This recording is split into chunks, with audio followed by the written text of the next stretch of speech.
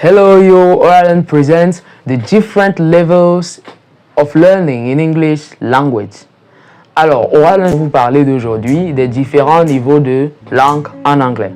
Certainement, vous avez entendu parler des personnes qui se disent A1, A2, B1 ou B2 et vous ne savez pas exactement de quoi il s'agit. Vous êtes habitué au système de calcul sur 20, peut-être 14 sur 20 et autres, et ce n'est pas le cas pour l'apprentissage de l'anglais. Alors, si ce contenu t'intéresse, n'oublie pas de t'abonner, liker, activer la cloche de notification pour ne manquer aucune de nos prochaines vidéos. Et voilà, nous sommes préparés pour du concret. Alors, vous avez entendu parler, comme je le disais à l'entame, des niveaux de langue en anglais. B1, B2, C1, C2. Vous ne savez quoi de quoi il s'agit. Alors, ensemble, nous allons vous présenter niveau par niveau, ce que ça veut dire. Le niveau, le premier, A1, en anglais est dit elementary ou encore élémentaire en français. Alors, les apprenants de niveau A1 sont ceux qui ne connaissent que peu de choses en anglais. Ces personnes connaissent des mots simples permettant de saluer et de dire au revoir, des formules de politesse et des formules pouvant servir lors des premières rencontres. Une personne ou un apprenant pourra aisément faire ce petit exercice que nous avons appris à l'école primaire. Alors, quand tu arrives, good morning. Ensuite, quand tu t'en vas, goodbye. Et puis, il peut également entretenir des conversations basiques pour demander comment quelqu'un va. Il va dire, how you doing? Et la personne va dire, fine and you? Et si vous vous retrouvez dans cette catégorie, alors vous êtes A1. Si vous ne connaissez que cela, vous êtes A1.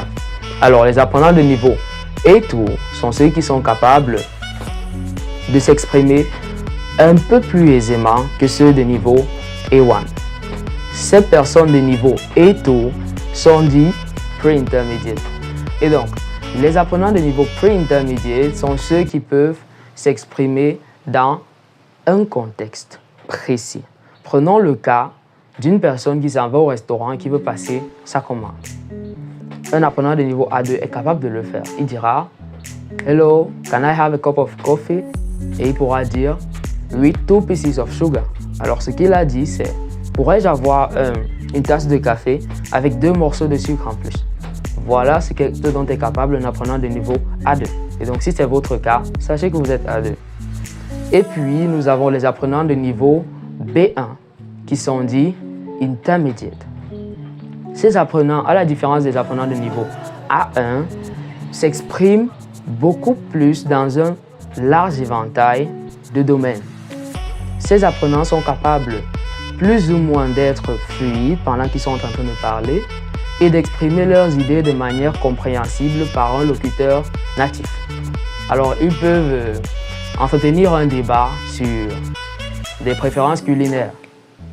Pour ceux qui connaissent peut-être le mets de Lecoq et celui de Hérault, un apprenant de niveau B1 pourrait aisément dire « Me, I prefer eating Lecoq because Lecoq has sugar. And when you eat it, you are just full. It makes you more full than Lecoq. » Voilà. Je me suis exprimé avec beaucoup de limites. Pourquoi? Parce qu'un apprenant de niveau B1 peut donner cette performance-là. Et ensuite, nous aurons les apprenants de niveau B2. Ces apprenants de niveau B2 sont des personnes qui sont capables d'exprimer plus ou moins aisément dans certains domaines semi-techniques. Un apprenant de niveau B2 qui est appelé à intervenir dans une conférence peut-être sur le climat pourra s'exprimer de façon à être compris par l'auditoire qui est en face de lui. Il s'exprime dans une panoplie de sujets, il est assez fluide et s'exprime avec un peu d'idiomaticité, avec une certaine mesure de proverbes, d'expressions consacrées pour dire des blagues par exemple. Voilà ce qu'il en est pour l'apprenant de niveau B2. Alors, les apprenants de niveau C1 sont ceux qui sont dits advanced, avancés en français. Ces apprenants s'expriment de manière très courante en anglais. Ils sont capables de s'exprimer dans des domaines ultra techniques tels que la physique nucléaire, les mathématiques avancées et la comptabilité. La comptabilité, j'en passe. Plein de domaines, vous l'aurez compris. Ces apprenants sont capables de faire de la rédaction technique, c'est-à-dire écrire dans ces domaines spécialisés. Ils sont également capables de tenir des conversations avec des natifs sans que ceux-ci ne remarquent qu'ils ne sont pas natifs en réalité.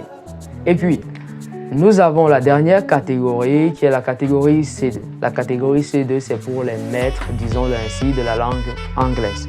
Ils maîtrisent les conjugaisons, la grammaire, la prononciation, le vocabulaire, tout ce qu'il faut savoir.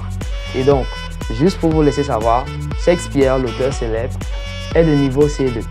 Et donc, lorsqu'un apprenant maîtrise l'anglais et a l'anglais comme sa seule langue, par exemple, cet apprenant est aisément C2. Alors, si vous avez trouvé cette petite astuce très utile pour vous, n'hésitez pas à suivre nos prochaines vidéos et à très bientôt. Pour Alan vous remercie.